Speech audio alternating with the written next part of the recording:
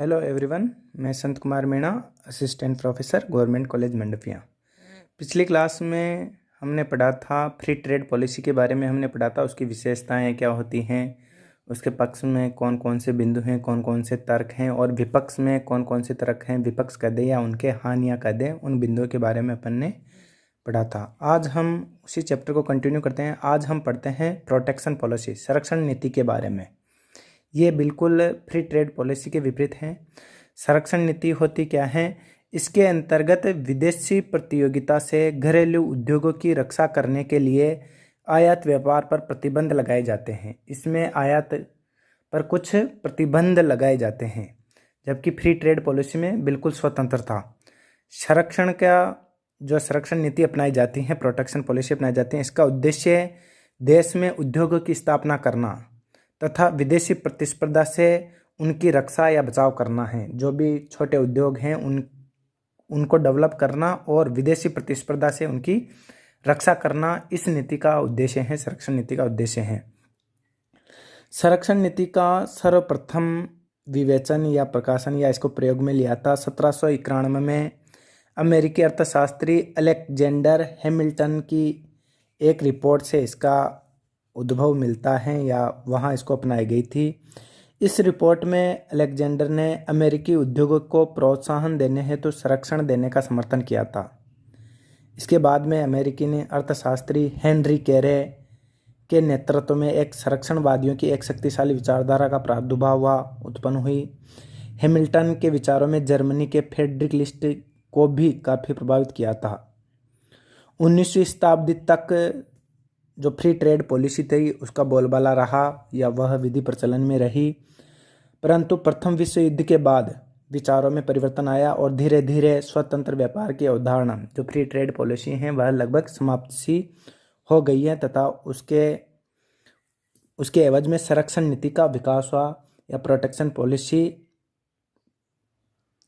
लागू की गई, अपनाई गई देशों में। और आज के दौर में अधिकांश देश संरक्षण नीति को ही अपनाने के पक्ष में अपनी विचारधारा रखते हैं। अब बात करते हैं कि संरक्षण नीति को पक्ष में अपनाने के तर्क कौन कौन से हैं, या इसके संरक्षण नीति के लाभ कौन कौन से हैं। इसमें 3 प्रकार के लाभ हैं या 3 प्रकार के तर्क दिए गए हैं: आर्थिक तर्क, गैर आर्थिक तर्क और भ्रमपूर्ण तर्क। आर्थिक तर्क की बात करें तो शिशु उद्योग तर्क, इसमें पहला है शिशु उद्योग तर्क। संरक्षण के आधार पर शिशु उद्योगों को विदेशी प्रतिस्पर्धा से बचाया जा सकता है। यह तर्क सबसे पहले अलेक्जेंडर द्वारा 1791 में प्रस्तुत किया गया था। इस तर्क के अनुसार यदि विकसित देशों के विकसित उद्योगों की प्रतियोगिता से विकासशील देशों के पनपते हुए उद्योगों को नहीं बचाया गया तो वे समय से पूर्व ही नष्ट हो जाएंगे। अतः नए उद्योग जो अपनी प्रारंभिक अवस्था में हैं, उनको जिंदा रखने के लिए संरक्षण देना आवश्यक है। आर्थिक विकास के प्रारंभिक वर्षों में उद्योगों में काम करने वाली तकनीकी सलाहकारों, इंजीनियरिंग आदि को पर्याप्त अनुभव नहीं होता, लेकिन धीरे धीरे कार्य करने के द्वारा सीखना, लर्निंग बाय डूइंग जो अप्रोच हैं, वह धीरे धीरे पनपने लगती हैं और धीरे धीरे घटने लगती हैं तथा घरेलू उद्योगों की विदेशी उद्योगों से प्रतियोगिता करने की क्षमता बढ़ जाती है, क्योंकि वो धीरे धीरे सीख जाते हैं। इस वजह से संरक्षण नीति को अपनाया जाता है ताकि शिशु उद्योग नष्ट नहीं हों। दूसरा है रोजगार के अवसर। रोजगार के अवसर प्रशुल्क के कारण, यानी आयातों पर जो कुछ प्रतिबंध लगा देते हैं, चूंकि देश में विदेशी वस्तुओं का आयात रुक जाता है। जैसे ही आपने आयात को प्रतिबंध किया, विदेशी वस्तुओं का आयात रुक जाता है या कम हो जाता है, अतः देश में ही रोजगार के अवसर बढ़ने लग जाते हैं। जैसे सपोज करो किसी वस्तुओं के आयात पर प्रतिबंध लगा दिया तो देश में ही उस वस्तु का व्यापार धीरे धीरे, चाहे कम पैमाने पे होगा, लेकिन उससे वो वस्तुओं का व्यापार बढ़ने लगेगा या वस्तुओं का उत्पादन किया जाएगा। तो इससे क्या है, देश के ही व्यक्तियों को रोजगार मिलेगा और उससे रोजगार में वृद्धि होगी। तीसरा है राशि पतन, डंपिंग। डंपिंग क्या होती है? देश के माल को विदेशी बाजारों में कम कीमत पर बेचना डंपिंग कहलाती है। यदि कोई देश अपने उत्पादन को, जो अपने द्वारा उत्पादित की जाती है वस्तुओं को, उसको दूसरे देश के बाजार में कम कीमत पर बेचता है तो इससे डंपिंग प्रोसेस कहते हैं। देश में उद्योगों को जीवित रखने के लिए राशि पतन रोकना अनिवार्य है। और राशिपातन आकस्मिक अथवा दीर्घकालीन भी हो सकता है। अतः कुछ प्रतिबंध लगाकर डंपिंग की प्रोसेस को रोका जा सकता है। इससे घरेलू बाजार में वृद्धि होती है, रोजगार पनपते हैं। तो ये भी डंपिंग जो है इसको भी संरक्षण के द्वारा रोका जा सकता है। नेक्स्ट है आधारभूत उद्योग। देश का तीव्र गति से आर्थिक विकास करने के लिए आवश्यक है कि देश में जो आधारभूत उद्योगों की स्थापना की जाए। आधारभूत उद्योग जो कि इकोनॉमी डेवलपमेंट के लिए नींव का कार्य करते हैं, आधारभूत उद्योग कहलाते हैं। लेकिन ऐसा तभी संभव हो पाएगा जब इन उद्योगों को सरकार द्वारा संरक्षण प्रदान किया जाए। आधारभूत उद्योगों में मुख्य रूप से लोहा, इस्पात, सीमेंट, रासायनिक, विद्युत, मशीन, इंजीनियरिंग का सामान आदि को बेसिक इंडस्ट्रीज के रूप में जाना जाता है या आधारभूत उद्योगों को रूप में जाना जाता है।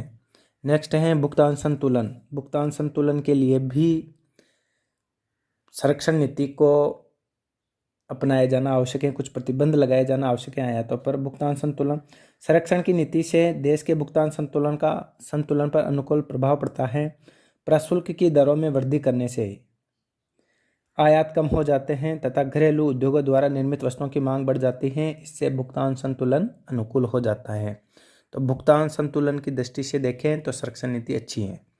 राष्ट्रीय संसाधनों का संरक्षण, जहां या उन देशों में जहां से खनिज व कच्चे माल का निर्यात किया जाता है वहां तो संरक्षण की नीति को अपनाया जाना अनिवार्य है, क्योंकि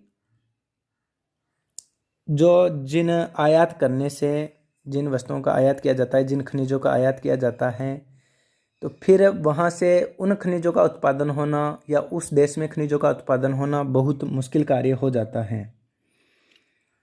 जैसे प्रोफेसर केरे के अनुसार अमेरिका से कृषि पदार्थों के भारी निर्यात ने वहाँ की भूमि को बेकार बना दिया है।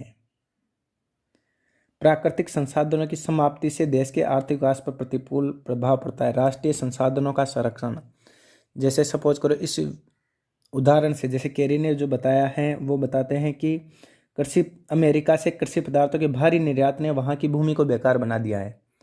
मतलब वहाँ इतनी कृषि की जाती है, इतने रासायनिक उर्वरकों का प्रयोग किया जाता है निर्यातों को बढ़ाने के उद्देश्य से, जिससे कि वहाँ की भूमि ही अब बेकार हो गई।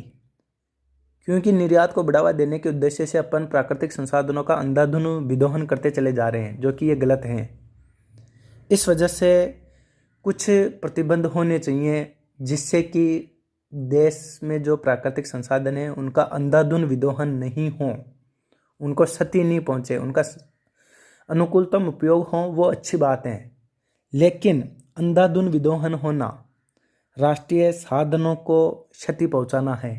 इस वजह से भी कुछ सीमा तक संरक्षण नीति को अपनाया जाना चाहिए। तो ये आर्थिक तर्क में कुछ पॉइंट्स थे। अब बात करते हैं गैर आर्थिक तत्व की। इसमें है पहला सुरक्षा तर्क, डिफेंस आर्गुमेंट्स। आवश्यक सुरक्षा की पूर्ति करने वाले उद्योगों को संरक्षण दिया जाना चाहिए, चाहे उन पर कितनी ही लागत क्यों न हो। किसी भी देश के विकास के लिए आर्थिक व राजनीतिक स्वतंत्रता का महत्वपूर्ण स्थान होता है। अतः अपने देश की सुरक्षा के मामले में कोई कोताही नहीं बरती जानी चाहिए, क्योंकि अगर जहाँ तक सुरक्षा का मामला हो तो वहाँ फिर कुछ प्रतिबंध होने चाहिए। ऐसे नहीं कि एक देश की सूचना दूसरे देश में जा रही है, ये कुछ आतंकी गतिविधियों के एक्टिविटी बढ़ने की ज़्यादा संभावना रहती है यदि संरक्षण नीति को नहीं फॉलो किया जाता तो। दूसरा है स्वदेशी तर्क। स्वदेशी तर्क से अभिप्राय है कि अपने देश में बनी वस्तुओं के संबंध में संरक्षण की नीति को अपनाया जाए, स्वदेशी को ही बढ़ावा दिया जाना चाहिए। इससे देश में राष्ट्रीयता की भावना प्रबल होती है तथा लोग यथासंभव देश में निर्मित वस्तुओं को ही खरीदना पसंद करते हैं। इससे स्वदेशी उद्योग धंधे तीव्र गति से वृद्धि करते हैं। जैसे आत्मनिर्भर भारत का जो कंसेप्ट चला है ये यही है, स्वदेशी अपनाओ, स्वदेशी बढ़ाओ, यह सब स्वदेशी तर्क के अंतर्गत ही शामिल है, जिससे कि घरेलू इंडस्ट्री का ही विकास हो। तीसरा है आत्मनिर्भरता तर्क। प्रत्येक राष्ट्र को जहाँ तक हो सके प्रत्येक वस्तु के लिए स्वावलंबी होना चाहिए। स्वावलंबी यानी अपनी देश में बनी ही वस्तुओं का उपयोग करना चाहिए। इसके लिए जरूरी है कि देश में निर्माणी उद्योगों का विकास किया जाए। इनके विकास हेतु तथा विदेशी प्रतियोगिता से बचाव करने के लिए संरक्षण दिया जाना चाहिए। इनका विकास तभी होगा जब बाह्य वस्तुओं पर कुछ प्रतिबंध लगा दिया जाएगा, विदेशी व्यापार पर कुछ सीमा तक प्रतिबंध लगा दिया जाएगा, तो ऑटोमेटिकली जो घरेलू इंडस्ट्री है उनके विकास को बढ़ावा मिलेगा। और तीसरा जो तर्क है वह भ्रमपूर्ण या मिथ्या तर्क। विस्तृत घरेलू बाजार यह इसमें भी यह तर्क दिया जाता है कि यदि देश के निर्माणी उद्योगों को संरक्षण दिया जाए तो इससे श्रमिकों की क्रय शक्ति बढ़ेगी तथा कृषि पदार्थों का बाजार विस्तृत हो जाएगा। किसानों की आय में वृद्धि होने से निर्मित वस्तुओं की मांग में अतिरिक्त वृद्धि हो जाएगी। इस प्रकार संपूर्ण बाजार विस्तृत हो जाएगा। इस वजह से ये मान के चलते हैं कि प्रतिबंध या संरक्षण नीति को फॉलो किया जाना चाहिए। दूसरा है श्रम का तर्क। श्रम का तर्क भी संरक्षण नीति के पक्ष में जाता है।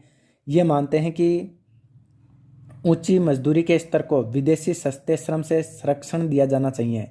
इस तर्क के अनुसार एक देश को जहां पर मजदूरी की दर ऊंची हो उस देश से माल मंगाने की रोक लगानी चाहिए जहां मजदूरी की दरें कम हैं। जिस देश में मजदूरी की दरें कम होती हैं वह कम कीमत पर वस्तुएं बेच सकता है। अतः यदि उस देश से माल मंगाने पर रोक नहीं लगाई जाए तो उस देश की प्रतियोगिता के कारण स्वदेशी उद्योगों का धीरे धीरे पतन होने लगता है तथा बेरोजगारी बढ़ने लगती है। अतः उद्योगों को संरक्षण प्रदान करके या संरक्षण नीति को फॉलो करके ही मजदूरी की दर ऊंची रखी जा सकती है। तीसरा है मुद्रा को देश में रखने का तर्क। क्योंकि यदि अपन संरक्षण नीति को फॉलो करेंगे तो विदेशी व्यापार ऑटोमेटिकली कम होगा और ऑटोमेटिकली कम होगा तो अपने देश की मुद्रा अपने ही देश में रहेगी।